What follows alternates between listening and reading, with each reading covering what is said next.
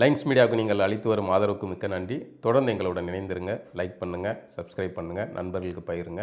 நாம் இணைந்து பயணிப்போம். லைன்ஸ் மீடியா தமிழ் உறவுகளுக்கு வணக்கம். இன்றைய அரசியல் களம் நிகழ்ச்சிக்கு தங்களை அன்போடு வரவேற்கிறேன். வணக்கம். வணக்கம் சின்னா. இந்த பத்திரிகையாளர் சவுக்கு சங்கர் அவருடைய தாயார் அவர்கள் வந்து இங்கே இறந்துருக்காங்க. அவர் இந்த நேரம்னு பார்த்து அவர் வேற சிறையில் இருக்கார். அது அம்மா வந்து எனக்கு நேரடியாகவும் தொலைபேசியிலையும் நம்ம வந்து அறிமுகம் பண்ணவங்க, பழகினவங்க. நான் வந்து மதிக்கக்கூடிய ஒருத்தங்க. நான் சவுக்கு சங்கர் மாதிரியான ஒரு நபர் இந்த மாதிரியான அதிகாரத்துக்கு எதிராக அவர் மீது அவருடைய வார்த்தைகளில், குரல்களில், அவர் பேசுகிற விஷயங்களில், அரசியல் நிலைப்பாடுகளில் நமக்கு முரண் இருக்குது, விமர்சனங்கள் இருக்குது. அதையெல்லாம் கடந்து ஒரு மனிதன் அரசுக்கு எதிராக வந்து இயங்குறாரு, பேசுகிறாரு, செயல்படுறாரு, தொடர்ச்சியாக அரசை கேள்விக்குள்ளாக்குகிறார். அதனால் வந்து நிறைய சிரமங்களுக்கு உள்ளாகிறார். அப்படிங்கும்போது அதை வந்து சில விஷயங்கள் விமர்சனங்கள் கடந்து ஆதரிக்க வேண்டிய சூழல் இருக்குது. அந்த வகையில் எனக்கு அவங்க சங்கருடைய அம்மா, அவங்க பேர் வந்து கமலம்மா. ஒரு இளம் வயதிலே வந்து கணவனை இழந்து 2 குழந்தைங்கள வந்து ஆளாக்கி ஒரு என்ன நினைப்பாங்க, சரி பிள்ளைங்க தலையெடுத்த உடனே அது வந்து ஒரு அமைதியான வாழ்க்கை அப்படின்னு நினைப்பாங்கல்ல. அதுக்கு மாறாக வந்து வாழ்க்கையில் என்னென்னமோ நடந்துருது. பையன் அரசு பணியில் இருக்கிற பையன், காவல்துறையில் இருக்கிற பையன் திடீர்னு ஓவர் நைட்டில் வந்து ஏதோ ஒட்டுக்கேட்பு வழக்கில் கைதாகிறாரு. வீட்டுக்குள்ளே வச்சே வந்து அவரை நிர்வாணப்படுத்தி அடிக்கிறாங்க. வெளியில் அம்மா உட்காந்துருக்காங்க. இப்படின்னு அடுத்தடுத்து நடக்குது. அதன் பிறகு அவர் வந்து எழுதுகிறாரு, இது பண்ணுறாரு. அப்படி இப்படின்னு போய் அவருக்கு வந்து சவுக்கு சங்கர் அப்படின்னு ஒரு பெரிய பிரபலமான பெயர் கிடைக்குது. அதோடு சேர்த்து பல பிரச்சனைகளும் சேர்ந்து வருது. ஆனால் இது எல்லாத்தையும் கடந்து வந்து பையன் கூட நிற்கிறது, சில அதாவது அரசுடைய அதிகாரம் அப்படிங்கிறது ரொம்ப இதானது. அது ஒரு சாதாரண ஒரு குடிமகனால் சமாளிக்க முடியாது. அப்போது அந்த மாதிரியான சிக்கலுக்கு நடுவில் வந்து அவங்க துணையாக இருக்கிறாங்க. ஒவ்வொரு முறையும் சங்கரை கைது பண்ணி இது பண்ணும்போது அவர் எங்கே இருக்கார், ஆட்கொணர்வு மனு போடுறதுல ஆரம்பித்து அவருக்காக வழக்குகள் இது பண்ணுறது, மனு தாக்கல் இல்லை ஒரு கட்டத்தில் ஏதாவது யாரோ ஒருத்தங்களுக்கு இது வரும்ல, ஒரு மனச்சோர்வு வரும். ஆனாலும் அவங்க வந்து தனிப்பட்ட வகையில் கேட்டால் வந்து வருத்தம் இருக்கலாம். எந்த தாய்க்கு தான் வந்து நிம்மதி இல்லாமல் ஓடிக்கிட்டே இருக்கிறது, போலீஸை கண்டு பயந்து வாழ்ந்துக்கிட்டே இருக்கணும் யாரும் தான் விரும்புவாங்களா? இல்லைல்ல. தனிப்பட்ட வகையில் இருக்கலாம். ஆனாலும் வந்து பையன் தவறு செய்யல, அவன் வந்து அரசுக்கு மத்தியில் அவர் மீது எதாவது இருந்தால் கூட அவங்க வீட்டில் ஆமாம் ஆமாம் அதுதான் உச்சகட்ட. இது என்னென்னா, சங்கரை உங்களுக்கு பிடிக்கல, அவர் பேசுகிறதுல இன்னும் உங்களுடைய கோபம் இருக்கலாம், வைக்கலாம். அதுக்கு அவர் மீது நடவடிக்கை எடுங்க, வைங்க, அது வேறு. ஆனால் வீட்டில் தனியாக இருந்த ஒரு அம்மா, ஒரு வயதான அம்மா, அவங்க வீட்டுக்குள்ளே புகுந்து சாக்கடையை ஊற்றி வச்சு இன்னும் எவ்வளோ அட்ராசிட்டி பண்ணுறாங்க. ஆனால் அதையெல்லாம் சகிச்சு வச்சு இருந்து அந்த இடத்த அந்த ஒரு தாக்குதல் சம்பவங்களை நம்ம இடத்துல நம்மளை வேறு யாரோ இருந்தால் கூட வந்து இதாகிடுவாங்க. எதுக்கு இது அப்படிங்கிற நிலை இதாகிடும். வாழ்க்கையை வந்து ஒரு போராட்டம், பையனுடைய பயணம் ஒரு பக்கம், அது ஒரு போராட்ட பயணம் அப்படின்னு பிரச்சனை இருந்தாலும் அவர் கூடவே இருந்தாங்க, பேசிக்கிட்டு தான் இருந்தாங்க.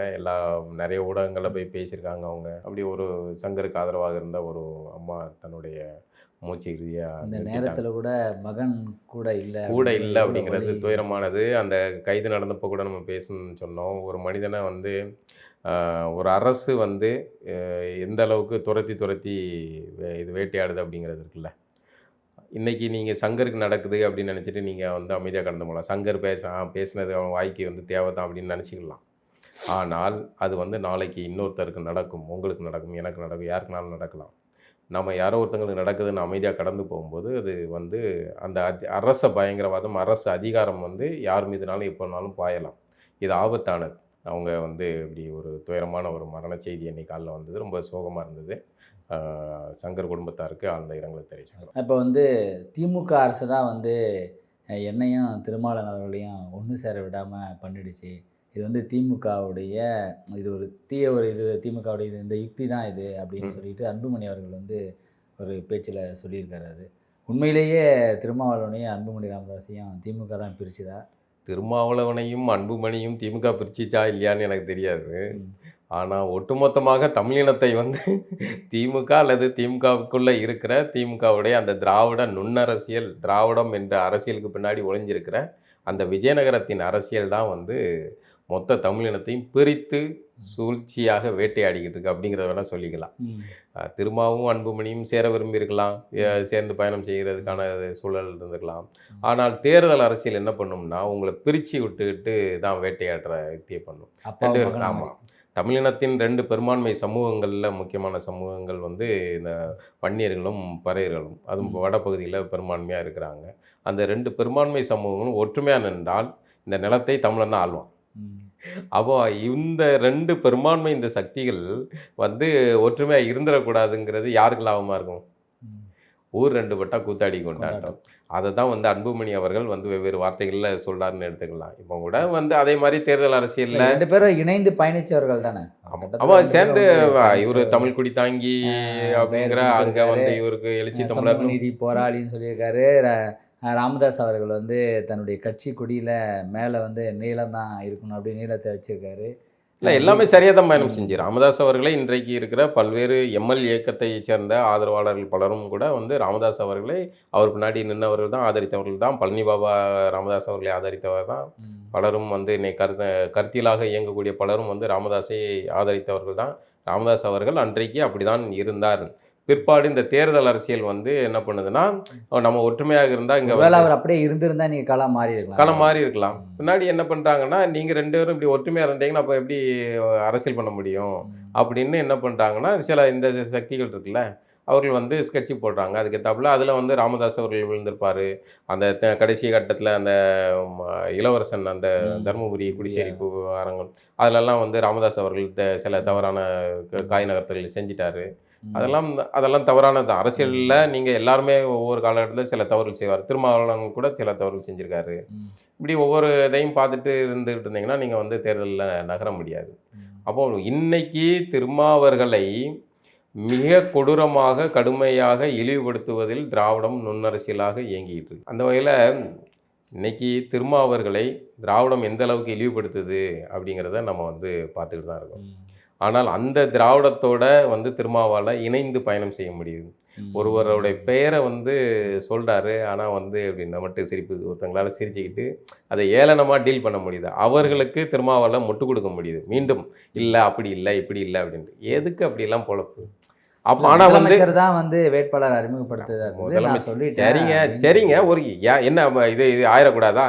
சரி, இப்போ சின்னதான் சொல்கிறாரு, அதுக்காக ஒரு பரஸ்பரம் நன்றின்னு ஒன்று வார்த்தை சொல்ல முடியாதா? ஏன் அது என்ன யுக்தி? அதுக்கு ஏன் நீங்கள் இப்படி முட்டு கொடுக்குறீங்க? ஏன் நீங்களே உங்களை தாழ்த்திக்கிறீங்க?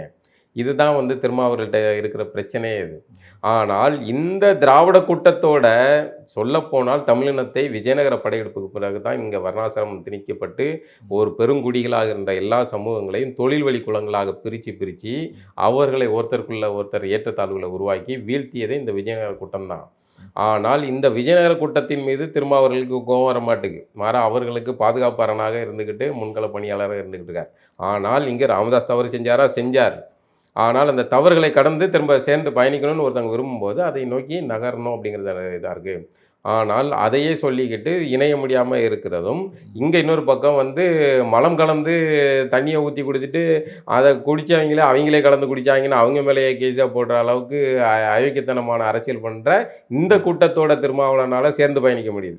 அதை கலந்தது தமிழர்கள் தான். எது தமிழரா யாரா எந்த வெங்காயம்? அவன் ஒரு தனி நபர், ஒரு கிரிமினல் வந்து எல்லா சமூகத்திலையும் இருப்பான், எல்லா மதத்திலையும் இருப்பான், எல்லா மொழியை சார்ந்தவனாக இருப்பான். ஆனால் செய்தவனை கைது செய்து கண்டிக்கிறதோ அல்லது சிறைப்படுத்துறதோ சட்டப்படி அவனுக்கு தண்டனை வாங்கி கொடுக்குறதோ ஒரு அரசு செய்யணும். ஆனால் அரசு அதை செய்யாமல் பாதிக்கப்பட்ட மக்களையே குற்றவாளிகளாக மாற்ற ஒரு அயோக்கியத்தனத்தை செய்தில்லை.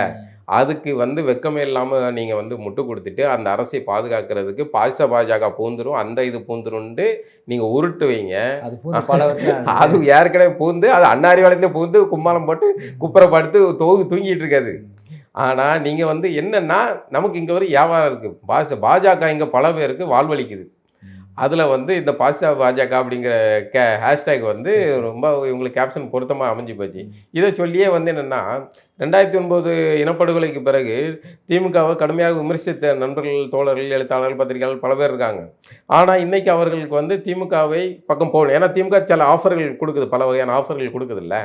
அப்போ அதை வாங்க வேண்டிய சூழல் இவர்களுக்கு இருக்குது. அப்போ அதை நியாயப்படுத்துறதுக்கு ஒரு வார்த்தை வேணும்ல. அந்த வார்த்தை தான் இந்த பாஜக பொந்துரும். அதனால் நாங்கள் வந்து திமுகவை ஆதரிக்கிறோம். இன்னைக்கு பல நெடுமாறன் வரைக்கும் அந்த கேப்ஷனை தான் தூக்கி வச்சுக்கிட்டு இருக்காரு.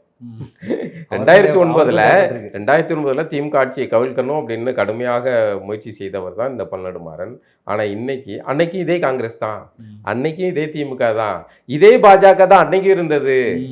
ஆனால் அன்றைக்கு இந்த திமுகவையும் காங்கிரஸையும் ஒழிக்கணும் அப்படின்னு வேலை பார்த்ததாக அப்போது நம்பப்பட்ட பல்நெடுமாறன் அவர்கள் இன்றைக்கு திமுக காங்கிரஸை பாதுகாக்கிறதுக்காக பாஜக பூந்துருன்னு பேசுகிறாரு.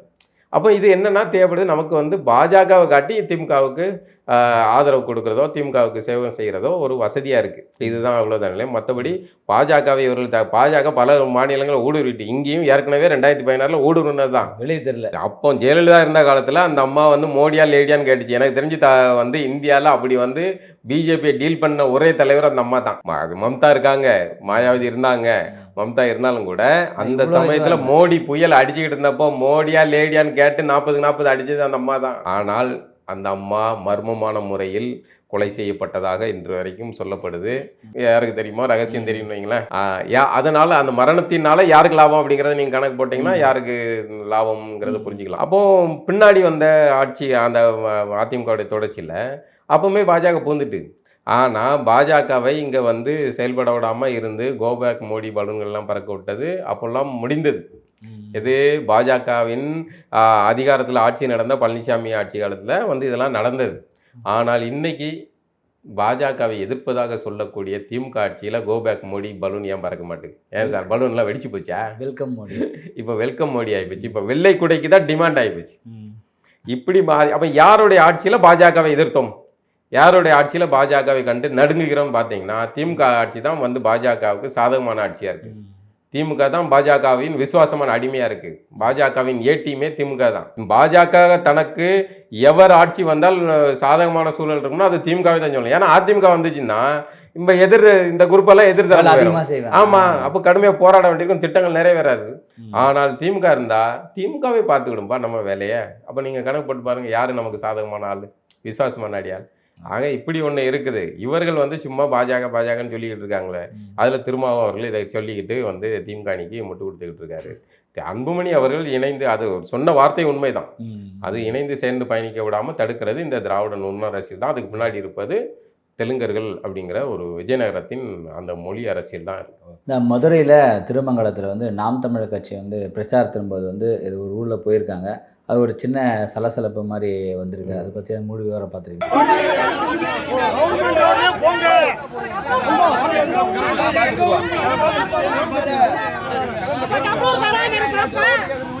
என்ன சொல்லுங்க சீமானே, தெலுங்கர் என்ன சொல்லுங்க சீமானே, தெலுங்கர் என்ன சொல்லுங்க சீமானே, தெலுங்கர்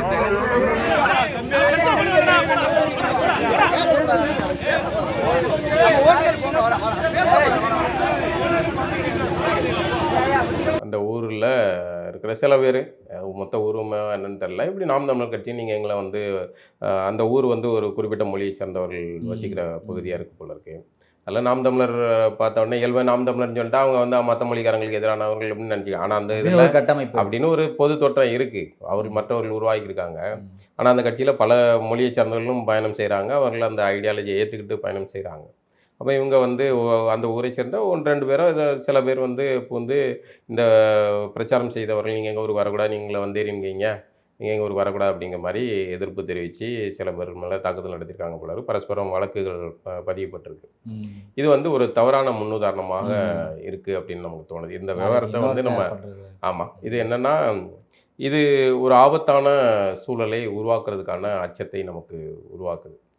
இதே மாதிரி என்ன ஆகும்னா, நாளைக்கு வந்து வேறு ஒரு மொழியை சேர்ந்தவர்கள் ஒரு கிராமத்துக்கு போகிறார், தமிழர்கள் வசிக்கிற கிராமத்துக்கு போனாங்கன்னா இந்த மொழிக்காரங்களாம் இங்கே வரக்கூடாதுன்னு இவர்கள் ஆரம்பித்தார்கள்லாம் என்ன ஆகும்? அவங்கெல்லாம் ஒன்றாவாங்க. பிரச்சாரம் பண்ணுவது ஜனநாயகபூர்வமான ஜனநாயக உரிமை. அது யாரும் எங்கனாலும் பிரச்சாரம் பண்ணலாம். திருமாவர்களுக்கு அல்லது விசிகா கட்சியினருக்கு நடப்பது கூட அந்த மாதிரி தான். சில கிராமங்களுக்கு எங்கள் கிராமத்துக்குள்ள வரக்கூடாது, விசிகா கொடியை கொண்டு வரக்கூடாது அப்படின்னு சொல்வதெல்லாம், அல்லது விசிகாவினர் அதிகமாக வசிக்கக்கூடிய பகுதிக்கு பாமகவினர் கொடியை கொண்டு வரக்கூடாது, பாமக கொடி எங்கே வரக்கூடாது, பாமக பிரச்சாரக்காரர்கள் எங்கள் ஊருக்கு வரக்கூடாதுன்னு விசிகாவினர் சொல்வதும் அப்படின்னு சில பகுதியில் நடக்கல. அது எப்படி தவறோ அதே மாதிரி தான் இதுவும் தவறானது.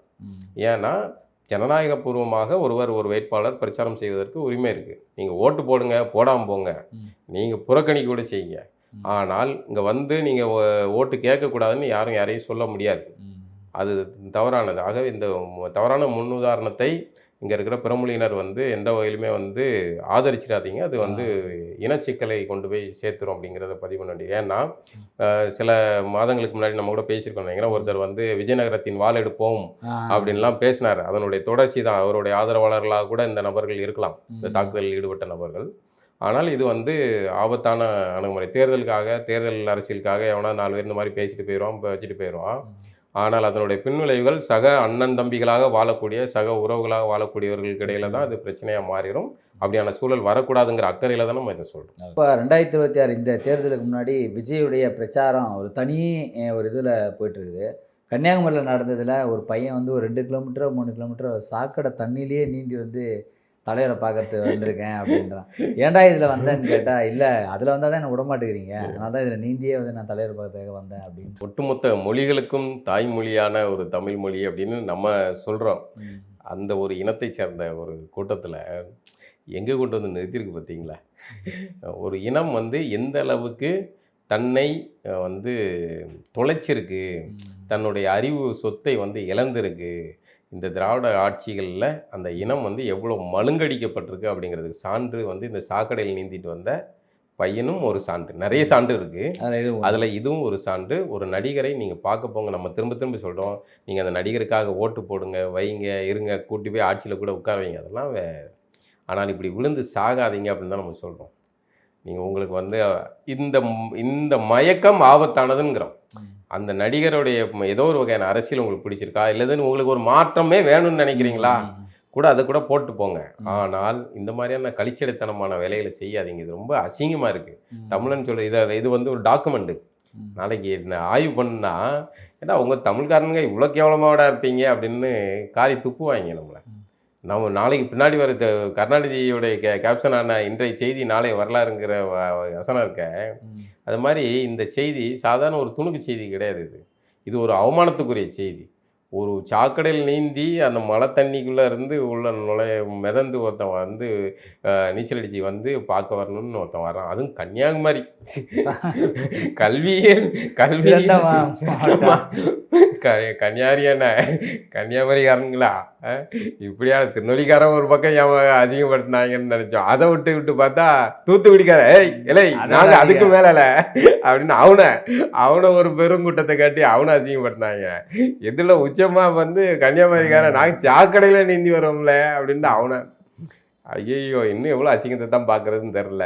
தயவுசெய்து விஜய் அவர்கள் அவர் வந்து திரைப்படத்தை அநேகமாக அப்படிதான் படம் நடிக்க போறாரு. இன்னொரு படம் நடிக்க தகவல் வந்திருக்கேன். நம்ம இந்த படத்தை ரிலீஸ் பண்ணிட்டானுங்க, எப்படியும் நீங்கள் விட மாட்டேங்கிங்க அப்படின்னு ஏதோ வரையில ரிலீஸ் பண்ணிட்டானுங்க. இப்போ ப்ரொடியூசர் தலையில் துண்டு விழுந்து போச்சு. அதனால அவர் அடுத்து படம் நடிக்க போகிறதா சொல்கிறாங்க. என்ன கேட்டால் வந்து இந்த பிரபஞ்ச ஆற்றலுக்கு ஏதாவது ஒரு ஆசை இருந்தால் தயவுசெய்து விஜயை வந்து அந்த படம் நல்ல தொடர்ச்சியாக இந்த மாதிரியான படங்களை நடிக்க வச்சு அவருடைய ரசிகர், இந்த மாதிரி சாக்கடையில் நீந்தக்கூடிய ரசிகர்கள் எல்லாம் என்டர்டெயின்மெண்ட் பண்ணுறதுக்கான வேலையை மட்டும் அவர் செஞ்சால் தமிழ் சமூகத்துக்கு நல்லது அப்படிங்கிற கோரிக்கையை மட்டும் வைக்க வேண்டியிருக்கு. மீண்டும் நிகழ்ச்சி சந்திப்போம்னா. நன்றி.